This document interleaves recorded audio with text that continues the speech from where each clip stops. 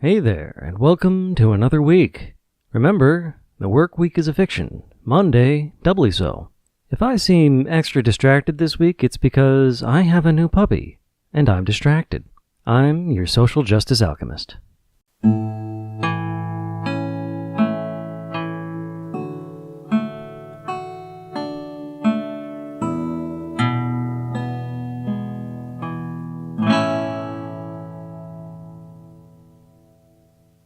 So I was listening to an episode of Propaganda. It's a podcast that alternates between wonderful interviews for one episode, and then the next episode will just be them talking about pop culture. This particular episode was a conversation between Soleil Ho, one of the hosts, and Dr. Alice Marwick, as described in the episode description, an expert on social media and online privacy. Their discussion was about what happens when a person becomes an internet meme. And they were talking about how people will express themselves and their identity in different ways, in different subcultures online. And it got me thinking about a whole lot of stuff. So this is going to be kind of a ramble, just running around in circles on this thing. First off, it got me thinking about how people cultivate their identity. Now, Peter Coffin has talked about cultivated identity in a very different way. So I want to make sure to distinguish between his use of the term cultivated identity and what I'm trying to talk about here. When he talks about cultivated identity, he's talking about how corporations will cultivate identities in people, plant ideas in people, and then harvest them in terms of profit. I'm using cultivation in terms of how a person cultivates their own identity, how they go out and share portions of themselves with the world. Share a portion of yourself with your friends, a different portion with your parents, a different portion with your siblings. Different portion at work. You present different faces to the world depending on where you are and what you're doing, what you expect to put into that culture and what you expect to get out at that time.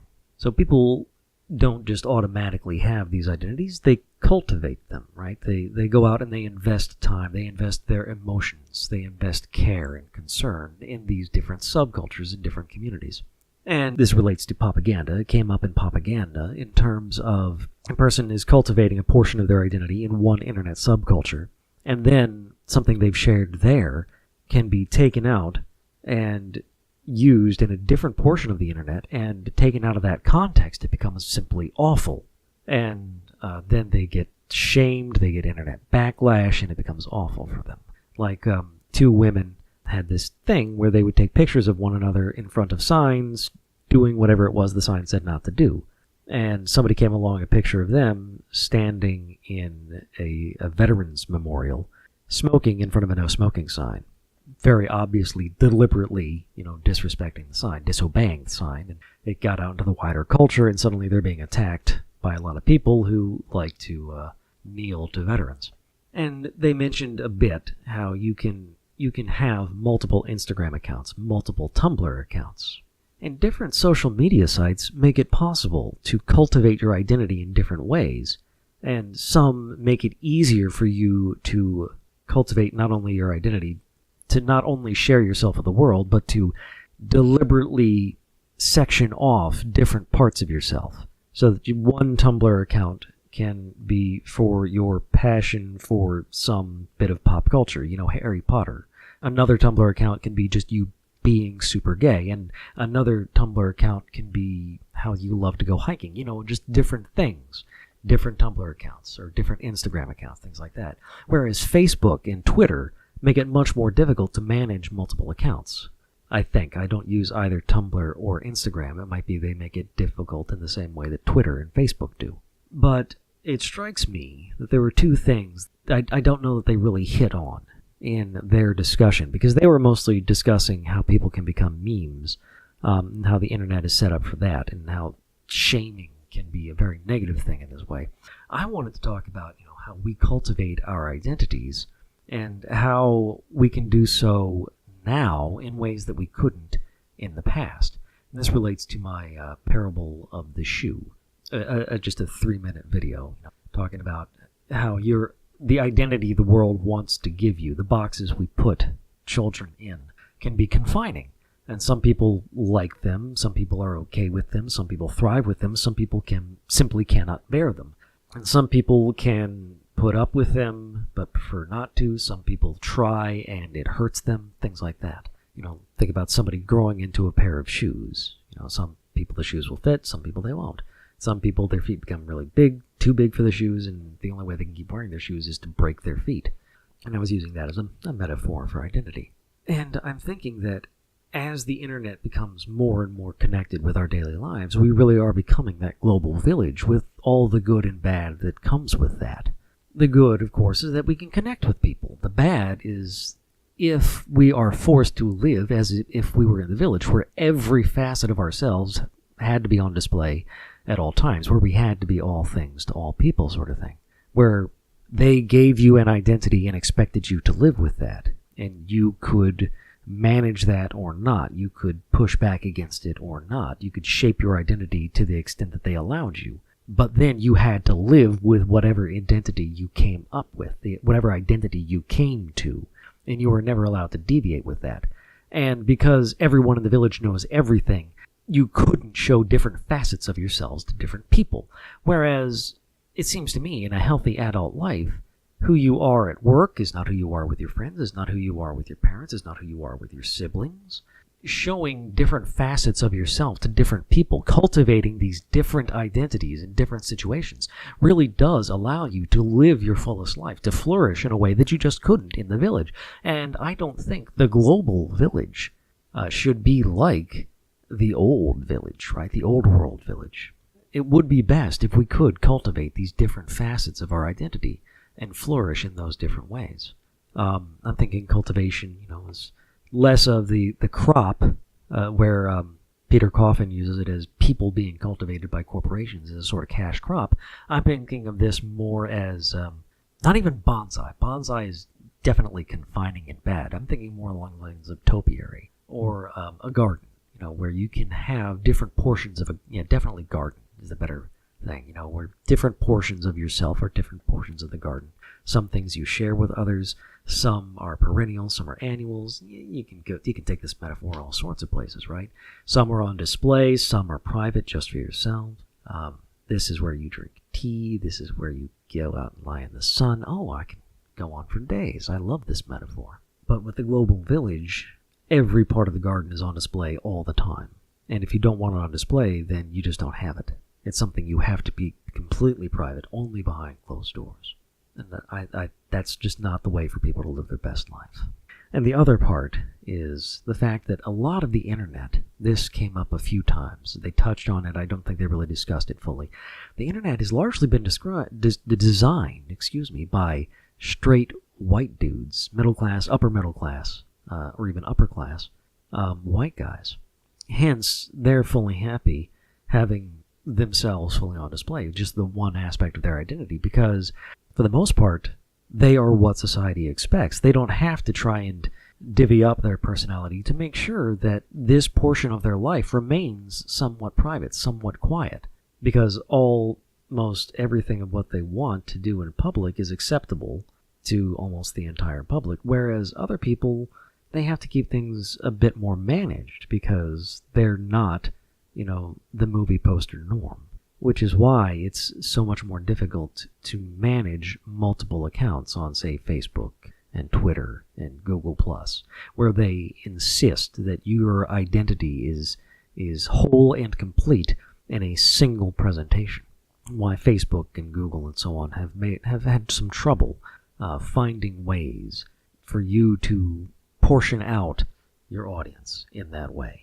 So this has been kind of a long ramble.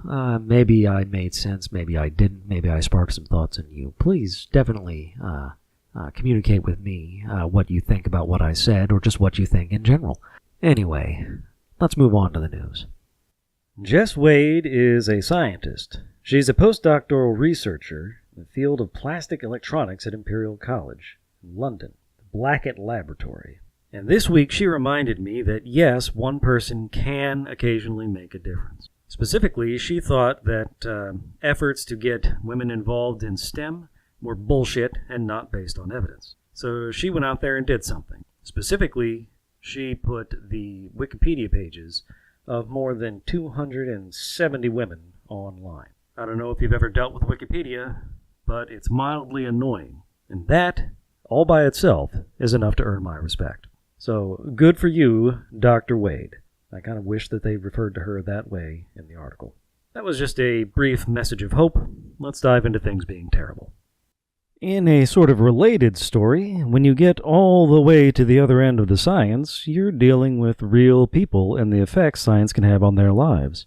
On the one hand, cancer research has gotten to the point where cancers can be targeted specifically based on the genes of the patients, and that's good.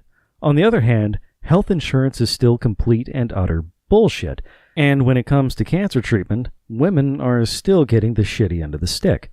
Breast cancer leaves them in financial ruin.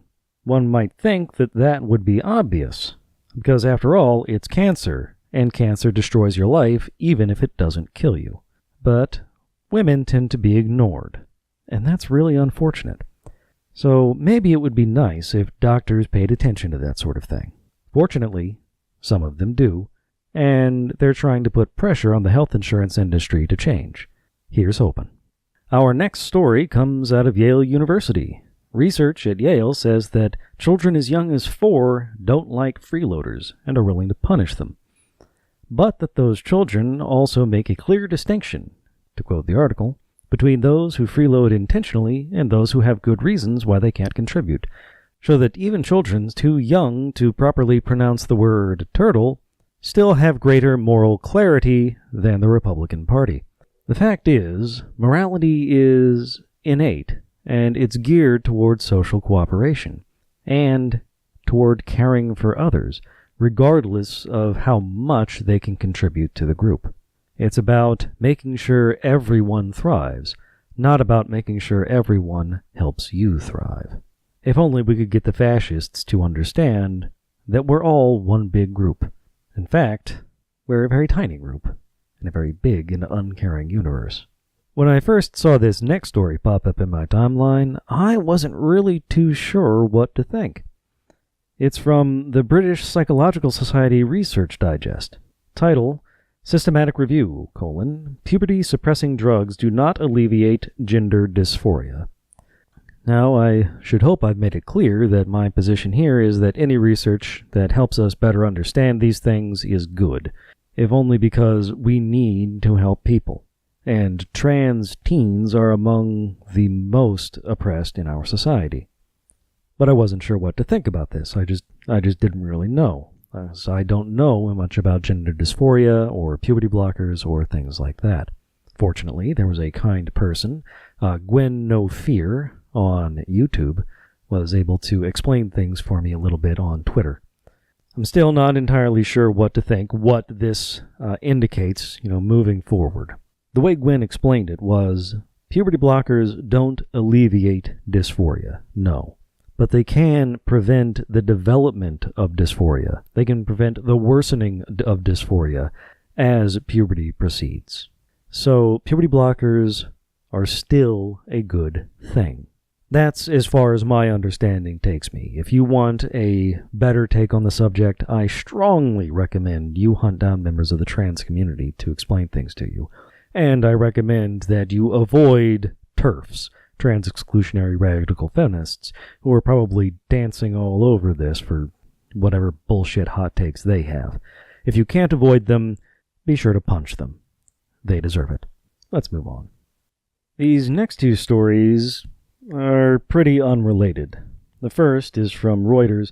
British reject May's Brexit plan, some turn to Boris and far right, according to a poll. The other is an opinion piece in the LA Times, written by former New Jersey Governor Christine Todd Whitman. They both point out to me that what's happening here in this move toward the far right, in both Europe and the United States, is based to a distressing degree on tribalism. But these two stories are connected. Something that's become clear is that the move to the far right is based to a large degree on the response of far right-wing assholes to changes in their society caused by immigration. Brexit was spurred not so much by economic concerns as by the presence of immigrants in Britain. The push to the far right by the Republicans was spurred by the presence of immigrants in the United States. There just seems to be a certain class of humanity that responds to differences in other people, not by saying, oh, okay, but by saying, fuck you, I have to kill you now. This tribalism seems to be built in, and it seems, well, hopefully it is something that exists on a spectrum. Hence why there are some people like me who are decent and loving and kind, and others like Trump and his die-hard supporters who are hateful, bigoted assholes. And those hateful, bigoted assholes have always been with us. It looks like, again, I'll link back to Ollie's work, Philosophy Tube on YouTube, and his discussion of the interwar period and stateless people. It may be that far-right-wing fascist elements in Germany were responding in whole or in part to changes in German culture under the Weimar Republic. As I have gathered here and there about the internet, gay rights, trans rights, there was a burgeoning culture. Everything seemed to be turning up roses under the Weimar Republic. That, in the presence of immigrants throughout Germany, may have spurred the fascist elements to coalesce around a charismatic leader. Hopefully we can avoid going quite that far, but we've already taken a lot of steps along that path. See the kiddie concentration camps that Trump created a few weeks back. I'm hoping that tribalism can be, if not weeded out, then at least dialed back among humanity moving forward. I would like to see us move toward a global government, and then eliminate government a little bit. Basically, I want to go to Starfleet. Let's move on. All right. And to wrap things up, for my happy story, in lieu of a science story, I decided to go with a business story. Now, that seems kind of odd for a lefty social justice podcast, but bear with me. From CNN's Money section, title, Papa John Sues Papa John's. You might recall that a little over a week ago, John Schnatter, the founder of the Papa John's Pizza Company, was ousted by his board of directors because he used a naughty word. And because he's just a piece of shit generally and has been for quite some time. So what's happening is that he is suing the board of directors. I don't know too much about the details of the lawsuit. It's basically he's trying to argue that they acted in bad faith and on and on. And I don't really care. It's like seeing a wasp land on a scorpion. Somebody's going to get stung, and I don't particularly care who. Bad people are doing bad things, but this time they're doing them to each other. So relax in the warm glow of knowing that John Schnatter is spending a lot of money for no real good reason. Okay, and that will do it for the Social Justice Alchemy podcast. I've been your alchemist, John Brockman. Reminder, you can find this both as a YouTube channel, Social Justice Alchemy, and as a podcast, which currently is up on iTunes. Please like, share, review, comment wherever you can. Those sorts of things help me get internet friends. Also, I have a blog, for what that's worth, Surgoshan, surgoshan.blogspot.com. That would probably be the easiest way to leave comments, unless you want to go to the YouTube channel, Social Justice Alchemy. I also take part in another podcast, DungeonsandDebacles.podcast.com, led by my friend Kevin, as I and some other friends travel the world of Suel, seeking to unleash an ancient evil who was wrongly imprisoned. Just FYI. Thanks for listening. I'll see you next week.